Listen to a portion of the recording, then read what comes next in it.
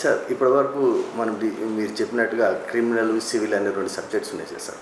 In criminal సిస్టంలో అంటే police డిపార్ట్మెంట్లో ఒక వ్యక్తి ఒక కంప్లైంట్ ఇచ్చిన తర్వాత ప్రొసీజర్ ఎలా ఉంటుంది దాని గురించి మనకి ఈ నేరాలకి సంబంధించిన విచారణ అంటే పోలీసు విచారణ అనండి లేకపోతే కోర్టులో విచారణ అనేది ఆ పద్ధతి అంతా ఒక కోడ్ క్రిమినల్ ప్రొసీజర్ కోడ్లో పొందుపరచబడి ఉన్నది.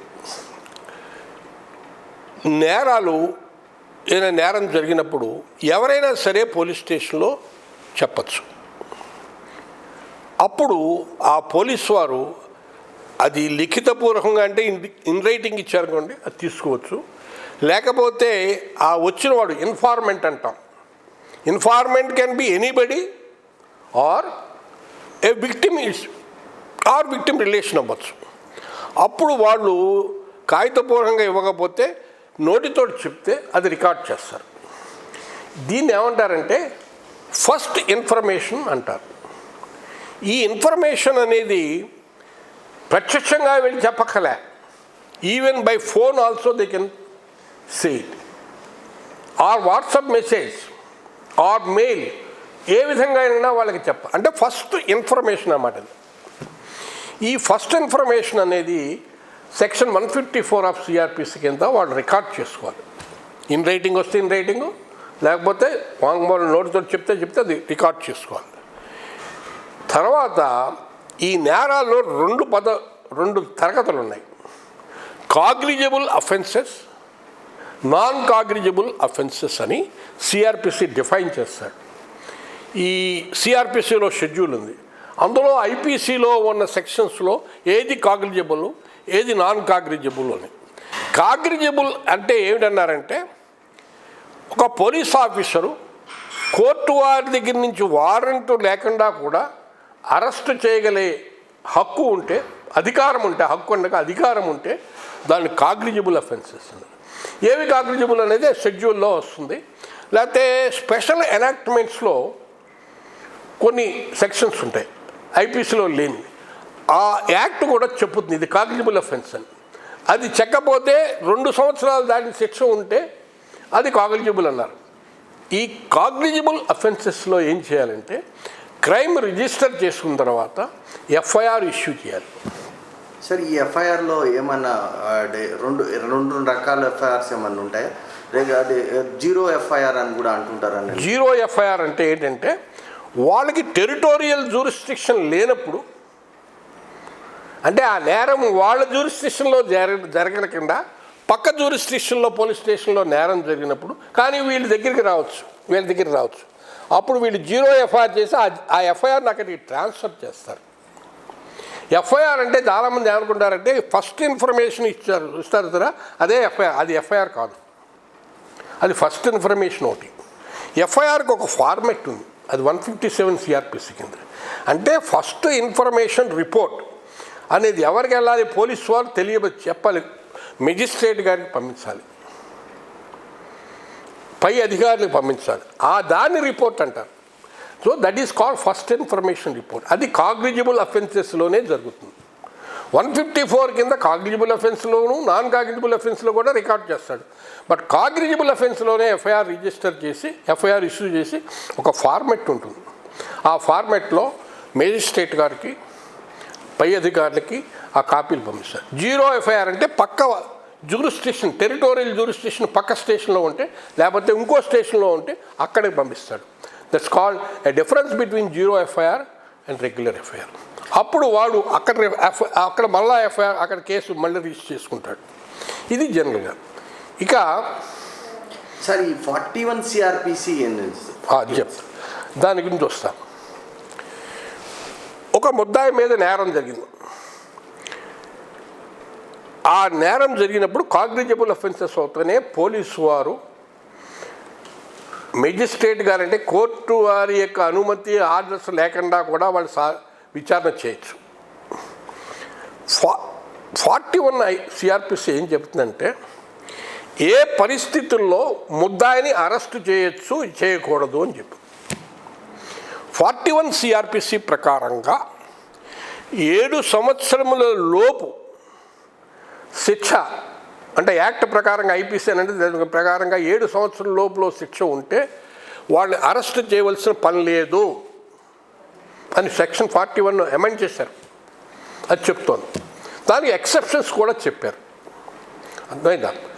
అందుకని ఎందుకు చేత చెప్పారంటే ప్రతి కేసు రిజిస్టర్ చేసిన వెంటనే కాగ్నిజబుల్ అఫెన్సెస్లో అరెస్ట్ చేసేయడం. ఈ అరెస్ట్ చేయడం వల్ల వ్యక్తికి స్వాతంత్ర్యానికి రాజ్యాంగము కల్పించిన స్వాతంత్ర్యం దానికి భంగం కలుగుతుంది. అందుచేత అన్ని కేసుల్లో అరెస్ట్ చేయాల్సిన పని లేదు. పైగా ఈ అరెస్ట్ చేయడం వల్ల బోడంత ప్రొసీజర్ అటు పోలీసు వారికి ఇటు కోర్టు వారికి కూడా బోడంత. కోర్టు వారికి అయితే మళ్ళా రిమాండ్ ఆర్డర్ ఇవ్వడం లేకపోతే బెయిల్ ఇవ్వడం ఇవన్నీ ఉంటాయి. అందుకని చెప్పేసి 7 సంవత్సరముల లోపల ఉన్న శిక్ష ఉంటే మ్యాక్సిమం అరెస్టు చేయవలసిన అవసరం లేదు. కానీ ఎప్పుడు చేయవచ్చు దానికి పెట్టారు. ముద్దాయి పారిపోతాడు, లేకపోతే ముద్దాయి విచారణలో సాక్షుల్ని ప్రభావితం చేస్తాడు, లేకపోతే భయపెడతాడు, లేకపోతే ఏదో ఆఫర్ చేస్తాడు, లేకపోతే సాక్ష్యాన్ని మాయం చేస్తాడు, ధ్వంసం చేస్తాడు, లేకపోతే రిపీటెడ్గా అఫెన్సెస్ కమిట్ చేస్తాడు. ఇలాంటి పరిస్థితులు ఉంటే అరెస్ట్ చేస్తున్నారు. ఈ అరెస్ట్ చేసామంటే ఈ ఎక్సెప్షన్స్ కింద వచ్చినప్పుడు అరెస్ట్ చేసినామంటే ఇన్ రైటింగ్ రీజన్స్ రాయాలి. అరెస్ట్ చేయకపోయినా రాయాలన్నాడు. అవి కోర్టు వారికి పంపించాలి ఇమీడియట్గా. ఈ సెక్షన్ 41 మీద దాన్ని విశ్లేషిస్తూ సుప్రీంకోర్టు వారు ఒక మంచి తీర్పు ఇచ్చారు. ఆర్నేష్ కుమార్ కేసు అని చెప్పేసి వెరీ ఫేమస్ కేసు 2014లో వచ్చింది. దాంట్లో ఏం చెప్పారంటే ఈ ఎక్సెప్షన్స్ ఉన్నాయని రాస్తే సరిపోదు, నువ్వు ఉన్నట్టుగా మెటీరియల్ చూపించాలి. అంటే ఒక సాక్షిని ప్రభావితం చేస్తాడు అని మేము భయపడుతున్నాం అంటే దేని బట్టి నువ్వు భయపడుతున్నావు, నీకు ఆధారం ఏమిటి? లేకపోతే సాక్షి ముద్దాయి పారిపోతాడు, దేని బట్టి అంటున్నావు పారిపోతాడని? ఒక పెర్మనెంట్ ఎంప్లాయీ ఉంటాడు, వాడు పారిపోతాడా? ఒక ప్రజాప్రతినిధి ఉంటాడు, వాడు పారిపోతాడా? సర్వసామాన్యంగా పారిపోరు కదా. పారిపోతాడంటే దానికి ఆధారం చూపించాలి. అలాగే సాక్ష్యాల్ని ధ్వంసం చేస్తాడు, నేను దేని బట్టి అనుకుంటున్నావు? కలగన్నావా? కుదరదు. దాన్ని సబ్స్టాన్షియేట్ చేస్తూ మెటీరియల్ చూపించాలని, ఆ మెటీరియల్ చూపిస్తూ రీజన్స్ ఇన్ రైటింగ్ ఇవ్వాలని సుప్రీంకోర్టు వారు చెప్పారు. సుప్రీంకోర్టు వారు ఇంకా ఏం చెప్పారంటే ఈ రిమాండ్ చేసినప్పుడు అక్కడ ప్రొడ్యూస్ చేస్తాడు కదా మేజిస్ట్రేట్ గారి దగ్గర, కోర్టు వారి దగ్గర ప్రొడ్యూస్ చేసినప్పుడు కోర్టు వారు కూడా ఆ ఎక్సెప్షనల్ సర్కమ్స్టెన్సెస్ ఉన్నాయా లేదా, దానికి మెటీరియల్ ప్రొడ్యూస్ చేసాడా లేదా, దాన్ని పరిశీలించాలి, పరిశీలించిన తర్వాతే రిమాండ్ ఇవ్వాలి అని డైరెక్షన్ కూడా ఇచ్చారు. ఈ ఆర్నేష్ కుమార్ తీర్పుని తదుపరి కోర్టుల్లో చాలా తీర్పుల్లో సుప్రీంకోర్టు ఈ మధ్య వరకు కూడా ప్రతిసారి కూడా దాన్ని ఉద్ఘాటిస్తున్నారు. ఇవి డైరెక్షన్స్ అది సుప్రీంకోర్టు ఏమవుతుందంటే మన రాజ్యాంగంలో ఆర్టికల్ 141, 142 కింద అవి లాతో సమానం. వాటిని వాళ్ళు అమలుపరచకపోతే అది కంటెంప్ట్ ఆఫ్ కోర్టు కింద వస్తుంది. ఇది చాలా ఇంపార్టెంట్. ఇక సెక్షన్ 41A అని ఒకటి ఉంది. అంటే అరెస్ట్ చేయాల్సిన అవసరం లేదు, పరిస్థితులు లేవు, కానీ ముద్దాయిని విచారణ చేయాలి. విచారణ చేస్తే ఆ ముద్దాయి కొన్ని ఇన్ఫర్మేషన్ ఇవ్వచ్చు. ఆ ఇన్ఫర్మేషన్ తోటి కొన్ని ఆధారాలని సంపాదించవచ్చు. అందుకని ముద్దాయిని ప్రశ్నించే హక్కు పోలీసుకు ఉంది. అందుకు సెక్షన్ 41A కింద నోటీస్ ఇవ్వచ్చు. అరెస్ట్ చేయనప్పుడు వచ్చి అతన్ని పోలీస్ స్టేషన్కి అటెండ్ అవ్వమని చెప్పి అక్కడ విచారణ చేయొచ్చు. అది సెక్షన్ 41A వస్తుంది. అరెస్ట్ అయినప్పుడు ఆ విచారణలో కూడా కొంత బయటపడ్డాయనుకోండి, లేకపోతే పెద్ద నేరం 7 సంవత్సరాల కింద ఎక్కువ నేరం చేసినట్టుగా బయటకు వచ్చిందనుకోండి, లేకపోతే వాడు సాక్షుల్ని ప్రభావితం చేస్తున్నట్టుగా కనిపిస్తుంది అనుకోండి అతను విచారణ, అప్పుడు అరెస్ట్ చేస్తున్నారు. అది సెక్షన్ 41, 41A. అది పోలీసు వారు అనుసరించవలసిన విషయం. ఎందుకంటే చట్టం చేసేది ప్రజాప్రతినిధులు. ప్రజాప్రతినిధులు ఒక పాలసీ క్రియేట్ చేసిన తర్వాత ఆ పాలసీని అమలు పరచవలసిన బాధ్యత కూడా పోలీసు వారి మీద ఉంది. పోలీసు వారు ఎందుకున్నారు? ఒక నేరం చేశాడు. నేరం అంటే ఏమిటి? ఒక చట్టము చెప్పిన పనికి వ్యతిరేకంగా చేసిన వాడిని నేరం అవుతుంది. ఆ నేరం చేసినప్పుడు నువ్వు వాడిని పట్టుకుంటున్నావు కదా, వాడిని మరి నువ్వే నేరం చేస్తుంటే చేనే అది కంచే చేను వేసినట్టు అవుతుంది. అందుకని ఈ విషయంలో కొద్దిగా వైలేషన్స్ ఉంటున్నాయి.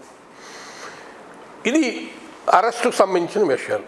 సార్, ఈ 41 CRPC కింద నోటీస్ ఇచ్చిన తర్వాత 3 days లోపల ఎవరైతే మామూలుగా దానికి సంబంధించినటువంటి నోటీస్కి రిప్లై ఇచ్చిన రిప్లైతో సాటిస్ఫై అయితే ఇన్వెస్టిగేషన్ ఆఫీసర్ కానీ SHO గారు కానీ ఎవరైతే ఇన్వెస్టిగేషన్ ఆఫీసర్ ఉంటారో వాళ్ళు సాటిస్ఫై అయితే కేసుని అక్కడే క్లోజ్ చేసే అవకాశం ఉంటుందా, లేకుంటే దాన్ని మేజిస్ట్రేట్ గారు వారి ముందు కూడా తీసుకెళ్తారా?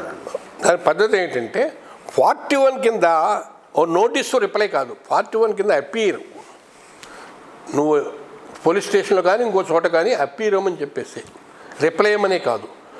అది ఇచ్చిన తర్వాత పోలీసు వారు ఆ ముద్దాయిని పరీక్షించి విచారణ చేయడమే కాకుండా మిగతా కూడా కేసు మొత్తం సాక్ష్యం అంతా విచారణ చేసిన తర్వాత పోలీసు వారికి 2 అధికారాలు ఉన్నాయి. ఇన్వెస్టిగేటింగ్ ఆఫీసర్ అంటాం మనం. ఆ investigating officer can come to a conclusion that the offence is not established against accused. అప్పుడు కేసుని రిఫర్ చేస్తూ మేజిస్ట్రేట్ గారికి రిపోర్ట్ పంపించాలి. 173 CRPC. అలా కాకుండా ఇన్వెస్టిగేటింగ్ ఆఫీసరు ఇతను నేరం చేసినాడు, ఈ నేరాలకి చేయడానికి ఈ ఆధారాలు చేసినట్టు రుజువుపరచడానికి ఈ ఆధారాలు ఉన్నాయి అని కంక్లూజన్కి వచ్చాడు అనుకోండి, అప్పుడు ఒక రిపోర్టు కోర్టు వారికి పంపించాలి. ఇతను నేరం చేసినాడని. దానిలో చలాన్ అంటాం, లేకపోతే ఛార్జ్షీట్ అంటాం. ఛార్జ్షీట్లో ఏం చెప్తా అంటే ఇతను ఈ నేరాలు చేసినాడు, దీనికి ఆధారాలు ఇవి, ఈ వీళ్ళు సాక్షులు, అది ఛార్జ్షీట్ అంటారు. అది కోర్టులో పడుతుంది. దీనికి ముందు ఇంకొకటి నేను చెప్పదలుచుకున్నాను, చాలా ఇంపార్టెంట్. ఎందుకంటే ప్రొసీజర్ వస్తూ ఉంటే మనకి అరెస్ట్ అని చెప్పి అడిగారు మీరు 141, 41A. ఇంకోటి ఏంటంటే ముద్దాయి అరెస్ట్ అంటే ఏమిటి? చాలామందికి దురభిప్రాయాలు ఉన్నాయి. పైగా నేను ఇందాక చెప్పినట్టుగా ఈ స్మాల్ స్క్రీను బిగ్ స్క్రీన్ వాళ్ళు తప్పుడు ప్రసారాలు చేయడం వల్ల తప్పుడు అభిప్రాయాలు వస్తున్నాయి. అరెస్ట్ అంటే ఏంటి? సంఖ్యలు వేయడం. ఎక్కడా చెప్పబడలేదు. అరెస్ట్ అంటే ముద్దాయికి సంఖ్యలు వేయడము అన్నది ఎక్కడా చెప్పబడలేదు ఏ శాస్త్రంలో కూడా. దానికి తోడు సుప్రీంకోర్టు వారు చాలా తీర్పుల్లో ముద్దాయిని అరెస్టు చేయడానికి సంఖ్యలు వేయడానికి వీల్లేదు, అతని స్వాతంత్ర్యం, రాజ్యాంగం ఇచ్చిన స్వాతంత్ర్యానికి అది భంగం కలుగజేస్తుంది. అసలు CRPC ప్రకారంగా అరెస్ట్ అంటే ఏంటంటే ముద్దాయిని ఆ పోలీస్ ఆఫీసరు టచ్ చేసి నువ్వు అరెస్ట్లో ఉన్నావు, నిన్ను అరెస్ట్ చేయడం జరిగిందంటే చెప్తే చాలు. ఆ లేడీ అయితే టచ్ కూడా చేయట్లేదు, అది అరెస్టు. అంటే అరెస్ట్ అంటే సంఖ్యలు వేయడం కాదు. ఈ సంఖ్యలు వేస్తున్న వ్యవహారాలు సంఖ్యలే కాదు, హాస్పిటల్లో జాయిన్ అయిన తర్వాత ముద్దాయిని కాళ్ళకి గొలుసులు వేసి లేదా చేతులకు గొలుసులు వేసి ఆ మంచానికి కట్టేయడం, ఇది కూడా నిషిద్ధం. ఇలాంటి కేసులు వస్తే సుప్రీంకోర్టు కంటెంప్ట్ ఆఫ్ కోర్టు కింద బుక్ చేశారు చాలా సందర్భాల్లో. కానీ దురదృష్టవశాత్తు అవి ఇంకా పోలీస్ స్టేషన్లు, పోలీసు ఆఫీసర్లు కంటిన్యూ చేస్తున్నారు. వాళ్ళు ఎప్పుడు చెప్పారంటే సుప్రీంకోర్టు కొన్ని టెర్రరిస్టులు ఉండొచ్చండి, వాళ్ళకి భయభ్రాంతులు ఉండొచ్చు, చేసేవాళ్ళు ఉండొచ్చండి, పారిపోయే వాళ్ళు ఉండొచ్చండి, మరి అప్పుడు కూడా మేము సంఖ్య లేకపోతే ఎలాగండి అని వాదనలు పెట్టారు. అప్పుడు సుప్రీంకోర్టు వారు ఏం చెప్పారంటే, నువ్వు భయభ్రాంతులు చేసేవాడు పారిపోయేవాడు ఉంటే నువ్వు సెక్యూరిటీ పెంచుకో, లేకపోతే పోలీసు వారి వ్యాన్లో కానీ ఇంకొక దాంట్లో కానీ తీసుకెళ్ళు. అయినా చాలా ఎక్సెప్షన్ కేసెస్లో ఉంటే ముందు కోర్టు వారి దగ్గరికి వెళ్ళి పర్మిషన్ తీసుకో, అప్పుడే సంఖ్యలు వేయి, లేకపోతే సంఖ్యలు వేయడానికి వీల్లేదు. ఇంకోటి కూడా చెప్పారు సుప్రీంకోర్టు వారు, ముద్దాయిని కోర్టులో హాజరుపరిచినప్పుడు ముద్దాయిని కోర్టు వారు అడగాలి, ఏమయ్యా నిన్ను అరెస్ట్ చేసిన తర్వాత పోలీస్ స్టేషన్ కానీ లేకపోతే హాస్పిటల్కి కానీ జైలుకి కానీ కోర్టు కానీ తీసుకొచ్చినప్పుడు తిరిగి తీసుకెళ్తున్నప్పుడు నీకు సంఖ్యలు వేసినారా లేదా అని ముద్దాయిని అడగాలి. ముద్దాయి నాకు సంఖ్యలు వేసినారంటే ఇమీడియట్గా ఎంక్వైరీ చేసి దాని మీద చర్య తీసుకోవాల్సిన బాధ్యత కోర్టుకు ఉందని చెప్పారు. అందుకని ఈ విషయంలో ప్రజలకి వాళ్ళకున్న హక్కుల గురించి తెలియవలసిన పని చాలా ఉంది. అది మీ ప్రసార మాధ్యమాల ద్వారా ఎక్కువ జరగాలి. ఆ ప్రసార మాధ్యమం వాళ్ళకే సరైన అవగాహన లేదు, అది దురదృష్టకరమైంది. దీని కారణం అంతా ఏమిటంటే small screen and big screen. ఇది ముఖ్యం. ఈ అరెస్టు 41, 42 అని చెప్తున్నాను. ఎందుకంటే అరెస్ట్ అనేది సుప్రీంకోర్టు వారి నోటితో చెప్పింది. ఒక అరెస్టు చేస్తే ఆ వ్యక్తికి ఉన్న ఇమేజ్ ఎంత దెబ్బతింటుంది అది ఆలోచించట్లేదు. అది రాజ్యాంగం ఇచ్చిన హక్కును మీరు భంగం చేస్తున్నారు అని చెప్పేసి ఒక కేసులో మీకు నర్మదా ఆందోళన కేసు అని ఒకటి ఉంది. అంటే నర్మదా నది మీద ప్రాజెక్ట్ కడుతుంటే రైతులందరూ అబ్జెక్ట్ చేసి ఆందోళన చేశారు. ఆందోళన చేస్తే వాళ్ళకి సంఖ్యలు వేసి బేడీలు వేసి ఊర్లో ఊరేగిస్తూ కోర్టుకు తీసుకెళ్లారు. అది came to the notice of supreme court. అప్పుడు మెజిస్ట్రేట్ దగ్గర నుంచి పోలీస్ ఆఫీసర్ ఎస్పీ దాకా సుప్రీంకోర్టులో అటెండ్ అవ్వమన్నారు కంటెంప్ట్ మీద. వాళ్ళు ఏం చెప్పారు అక్కడ, మాకు తెలియదండి, మాకు తెలియక మాకు ఈ రూలు తెలీదు, లేదు ఇది దశాబ్దాల నుంచి చెప్తున్నామయ్యా, తెలియకపోవడం ఏంటని చెప్పి. మేజిస్ట్రేట్ కూడా ఏం చెప్పాడు, నేను కొత్తగా అపీర్ అయ్యానండి, కొత్తగా అపాయింట్ అయ్యానండి, నాకు తెలియదండి ఇది అన్నాడు. నువ్వు అలా చెప్తే ఒప్పుకోం. సూపరింటెండెంట్ ఆఫ్ పోలీస్ కూడా అలాగే చెప్పాడు. సుప్రీంకోర్టు యాక్సెప్ట్ చేయలేదు. కానీ ఏం చేశారంటే కొద్దిగా కరుణ ఉపయోగించి కంటెంప్ట్ ఆఫ్ కోర్టు కింద వీళ్ళ మీద శిక్ష వేయము, కానీ డిపార్ట్మెంటల్ యాక్షన్ తీసుకోవాలి అని చెప్పి రికమెండ్ చేశారు. ఇన్ని జరుగుతూ ఉన్నా ఆ మధ్యని మిరపకాయలు రైతులు ఆందోళన చేస్తే ఒక ప్రాంతంలో మన రాష్ట్రంలో వాళ్ళని బేడీలు వేసి ఊరంతా తీసుకెళ్ళి కోర్టుకు అప్పీల్ చేశారు. ఇది కొద్దిగా 2-3 సంవత్సరాల లోపల జరిగింది. ఇది దురదృష్టకరమైన విషయం. అందుకని ఇది హక్కులు, ప్రజలకున్న హక్కులు భంగం ఇక్కడ ఈ విషయంలో క్రిమినాలజీలో జరుగుతున్న వ్యవహారం. ఇది అరెస్ట్ అయిందండి. ఇక విచారణ చేసి పద్ధతులు. చాలామందికి ఏంటంటే ఒక దురభిప్రాయం, ఒక నేరము రుజువుపరచాలంటే ప్రత్యక్ష సాక్షులు ఉండాలనేది చాలామందికి దురభిప్రాయం. ప్రతి నేరస్తుడు సాక్షుల్ని పిలిచి నేరం చేస్తాడండి? చేయడు కదా. సర్వసాధారణ నేరాలు ఎలా జరుగుతాయి? ఎవడో చూడకుండా జరుగుతాయి. ఇంటిలో దొంగతనం చేస్తే ఎవడు చూస్తాడు? తాళాలు వేసేసిన జరుగుతుంది. తాళం భద్ర కొట్టి ఎవరి ఇంట్లో లేనప్పుడు దొంగతనం జరుగుతుంది.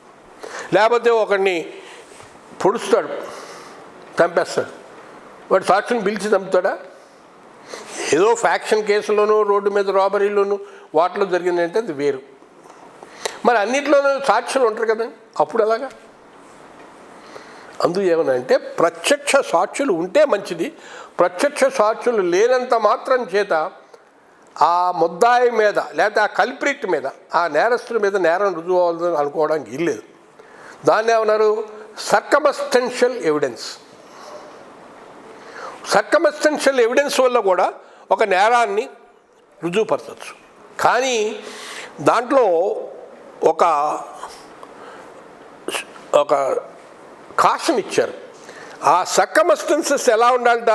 ఒక చైన్లా ఉండాలి. ఆ చైన్ కంప్లీట్ అవ్వాలి. ఒక మిస్సింగ్ లింక్ ఉండకూడదు. ఆ మిస్సింగ్ లింక్ ఉందంటే సర్కమస్టెన్షియల్ ఎవిడెన్స్ కంప్లీట్ కాదన్నారు. పైగా ఆ సర్కమస్టెన్షియల్ ఎవిడెన్స్ ఏం చెప్పాలట? ఆ ముద్దాయే ఈ పర్టికులర్ వ్యక్తే ఆ నేరం చేసినవాడు, మిగతా వాళ్ళు చేయడానికి అవకాశం లేదు అని కూడా రుజువుపరచాలి. అప్పుడు సర్కమ్స్టెన్షియల్ ఎవిడెన్స్ వల్ల కూడా ఒక ముద్దాయి మీద నేరం రుజువుపరచవచ్చు, ఒక నేరస్తుడిపై నేరం రుజువుపరచవచ్చు. This is the thing. So ఈ ఇన్వెస్టిగేటింగ్ ఆఫీసర్ అంటాం, కేసు రిజిస్టర్ చేసేవాళ్ళు ఒకరిని ఉండొచ్చు, కేసు ఇన్వెస్టిగేట్ చేసేవాళ్ళు వేరే ఉంటారు. ఎవరు ఈ కేసు ఇన్వెస్టిగేట్ చేయాలన్నది పోలీస్ మాన్యువల్లో పోలీసు వారు చెప్తారు డైరెక్షన్స్. ఈ టైప్ ఆఫ్ కేసెస్ ఈ సబ్ ఇన్స్పెక్టర్ చేయొచ్చు, లేకపోతే ఇంకొక అతను చేయొచ్చు. ఈ కేసులు ఇన్స్పెక్టరే చేయాలి. ఈ కేసులు డిఎస్పీ ర్యాంకు అంటే డిప్యూటీ సూపరింటెండెంట్ అనండి, అసిస్టెంట్ కమిషనర్ ఆఫ్ పోలీస్ అనండి, ఆ ర్యాంక్ వాళ్ళే చేయాలి. ఫర్ ఇన్స్టెన్స్ SC/ST యాక్ట్ కింద కేసు ఉంది. ఆ యాక్ట్లో ఏం చెప్తాడు, రూల్స్లో ఏం చెప్తాడు, రూల్ 7లో only an officer not below the rank of deputy superintendent of police shall investigate అని. అలాగా కొన్ని యాక్ట్లో చెప్తారు, మిగతా ఏమో పోలీస్ మాన్యువల్లో ఫలానా అధికారే ఇన్వెస్టిగేట్ చేయాలని చెప్తారు. ఇక ఇన్వెస్టిగేట్ చేసినప్పుడు ఈ పోలీస్ అధికారి ఆ సాక్షుల యొక్క స్టేట్మెంట్లు రికార్డ్ చేస్తాడు. అవి police statements recorded by investigating officer. ఇక్కడ ఈ మధ్యని ఈ నిర్భయ యాక్ట్ అని ఒకటి వచ్చింది. అది criminal law amendment act of 2013 అంటారు, దాన్ని నిర్భయ యాక్ట్ అంటారు. దానికి కారణం ఏంటంటే నిర్భయ ఇన్సిడెంట్ ఢిల్లీలో జరిగిన తర్వాత పెద్ద యాజిటేషన్ జరిగితే పార్లమెంట్ వారు ఏం చేశారంటే CRPCని IPCని ఎవిడెన్స్ యాక్ట్ని కొద్దిగా మార్చారు. ముఖ్యంగా ఈ రేప్ అనే సెక్షన్ మీద దాన్ని ఎన్లార్జ్ చేశారు, పనిష్మెంట్ కూడా ఎన్హాన్స్ చేశారు. అప్పుడు కొన్ని CRPCలో కొన్ని ప్రొవిజన్ చేశారు. ఆ మార్పుల ప్రకారంగా ఒక సాక్షి 15 సంవత్సరముల లోపులో ఉంటే, లేకపోతే ఒక మహిళ, లేకపోతే 65 సంవత్సరముల లోపు ఉన్న వ్యక్తిని పోలీస్ స్టేషన్కి పిలవడానికి వీల్లేదు. ఎందుకు? State investigation purpose. అలాగే physically and mentally disabled, either temporarily or permanently, వాళ్ళు కూడా పోలీస్ స్టేషన్కి పిలవడానికి వీల్లేదు అని చెప్పారు. వాళ్ళు పిలిస్తే సెక్షన్ 161B అని చెప్పేసి B IPC మార్చి దానికి పనిష్మెంట్ ఉందని చెప్పారు, అది నేరం అని చెప్పారు. మనం ఇలాంటి మార్పులు చేశారు. సో ఇన్వెస్టిగేటింగ్ ఆఫీసర్ ఈ దృష్టిలో పెట్టుకుని వాళ్ళ సాక్షుల్ని సేకరించాలి. వస్తువులు, ఇంక్రిమినేటింగ్ మెటీరియల్ అంటారు. ఇంక్రిమినేటింగ్ మెటీరియల్ అంటే ఆ వస్తువులు లేకపోతే ఆ ఆర్టికల్స్ స్వాధీనం చేసుకోవడం వల్ల నేరం రుజువు చేయడానికి అవి ఉపయోగిస్తాయి. ఫర్ ఇన్స్టెన్స్ వెపన్ ఉందనుకోండి, అంటే ఆ నేరం చేయడానికి ఉపయోగించిన వెపన్ ఉంది, ఆ వెపన్ మీద రక్తపు మరకలు ఉండొచ్చు, దాన్ని స్వాధీనం చేసుకోవడం. లేకపోతే రివాల్వర్, ఫైర్ ఆర్మ్, దాన్ని స్వాధీనం చేసుకోవచ్చు. అలాగే దాంట్లో బుల్లెట్స్ ఆర్ పిల్లెట్స్, వాటిని అవన్నీ ఇంక్రిమినేటింగ్ మెటీరియల్. ఇలాంటి లేకపోతే రక్తపు వస్త్రాలు, ఫోను, లేకపోతే వెంట్రుకలు, ఇలాంటివన్నీ ఇంక్రిమినేటింగ్ మెటీరియల్. ఇన్వెస్టిగేటింగ్ ఆఫీసర్ ఇవన్నీ రికవర్ చేయాలి. అలాగే CCTVs, ఇప్పుడు they are playing a very big role in establishing the crime because of the technical knowledge, technical knowhow ఇవి డెవలప్ అవ్వడం వల్ల నేరస్తుడిని పట్టుకోవడానికి చాలా ఉపయోగం. ఇవన్నీ కూడా స్వాధీనం చేసుకోవడంలో ఇవి investigating officer has to take care of it. ఇవన్నీ సేకరించిన తర్వాత కోర్టుకు ఉపయోగిస్తాడు. ఇంకో విషయం ఏంటంటే, అంటే లీగల్గా నాలెడ్జ్ ఉన్న వాళ్ళు చాలామంది తెలుసును, బట్ జనబాహుళ్యానికంటే లీగల్ నాలెడ్జ్ లేని వాళ్ళకి తెలియదు ఏంటంటే, ఒక ముద్దాయి ఒక పోలీస్ ఆఫీసర్కి తను నేరం చేసినాను అని కన్ఫెషన్ అంగీకరిస్తూ స్టేట్మెంట్ ఇస్తే అది కోర్టులో అడ్మిసిబుల్ అవ్వదు. లేకపోతే పోలీస్ ఆఫీసర్ యొక్క సమక్షంలో చెప్పినా కూడా, ఇంకోరికి చెప్పినా కూడా అది అడ్మిసిబుల్ అవ్వదు. అది మన ఎవిడెన్స్ యాక్ట్ ప్రకారంగా ప్రొహిబిషన్. కానీ ఆ స్టేట్మెంట్, ఆ ఇన్ఫర్మేషన్ ఇచ్చి ఆ ఇన్ఫర్మేషన్ వల్ల ఒక ఇంక్రిమినేటింగ్ మెటీరియల్ రికవరీ అయిందనుకోండి, ఆ part of the incriminating material recovery ఉంటుంది సరే, అదే అడ్మిసిబుల్ అన్నారు. అది section 27 of the evidence act కింద. అది చాలా ఇంపార్టెంట్.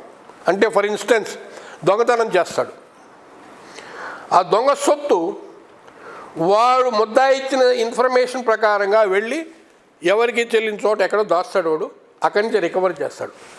ఈ ఇన్ఫర్మేషన్ ప్రకారం రికవరీ చేసినావు అని చెప్పేసి అన్నది చాలా ఇంపార్టెంట్. అది అడ్మిసిబుల్ అన్నది.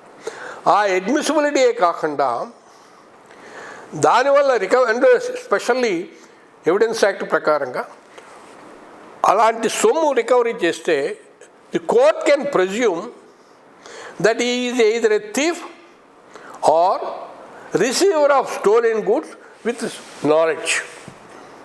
అదొక presumption 114 of the evidence act కింద పెట్టారు. సో అప్పుడే ఆ స్టేట్మెంట్కి విలువ. ఇది రికవరీ చేస్తే. ఆ నిర్భయ కేసులో ఏం చేశారంటే ఐరన్ రాడ్ ఒకటి ఉపయోగించాడు. చాలా అంత అమానుషంగా ఇంకే ఉపయోగించలేదన్నమాట. ఐరన్ రాడ్ని ఆ అమ్మాయి యొక్క వెజినాలోకి వాడు పొడిచాడు. దాని మీద ఉన్న రక్తపు మరకలు వాడి స్టేట్మెంట్ ప్రకారంగా రికవర్ చేశారు. అది పెద్ద ఎవిడెన్స్. అదే కాకుండా మొబైల్, రక్తపు మరకలు గల మొబైల్ని వాడి స్టేట్మెంట్, ముద్ద యొక్క స్టేట్మెంట్ ప్రకారం రికవర్ చేశారు. ఇవన్నీ కూడా material evidence to prove the guilt of the accused. అవి ఇన్వెస్టిగేటింగ్ ఆఫీసర్ రికవరీ చేయాలి. ఇవన్నీ రికవరీ చేసి ఇన్వెస్టిగేషన్ అయిపోయిన తర్వాత కోర్టులో ఛార్జ్షీట్ పడేస్తాడు. అదే report under 173. Report under 173 CrPC అనేది నేరము రుజువు అయినట్టుగా ఇన్వెస్టిగేటింగ్ ఆఫీసర్ ఫీల్ అయినా, అలా నేరం అతని మీద ముద్దాయి మీద ఎక్కడ రుజువు అవ్వలేదని చెప్పినా అప్పుడు కూడా ఆ రిపోర్ట్ అవుతుంది. ఆ రిపోర్ట్ కూడా పోలీసు మేజిస్ట్రేట్ గారు యాక్సెప్ట్ చేయాలి. పోలీసు వారు యాక్సెప్ట్ చేయకుండా మళ్ళీ ఇంకా ఫర్దర్ ఎవిడెన్స్ రికార్డ్ చేయమని చెప్పేసి కూడా అడగచ్చు. అది అల్టిమేట్. సో టోటల్గా ఇన్వెస్టిగేటింగ్ ఆఫీసర్ యొక్క ఒపీనియన్ మీద ఆధారపడి ఉండదు. మళ్ళీ స్క్రూటినీ, సెకండ్ లెవెల్ స్క్రూటినీ అంటే కోర్టులో జరుగుతుంది.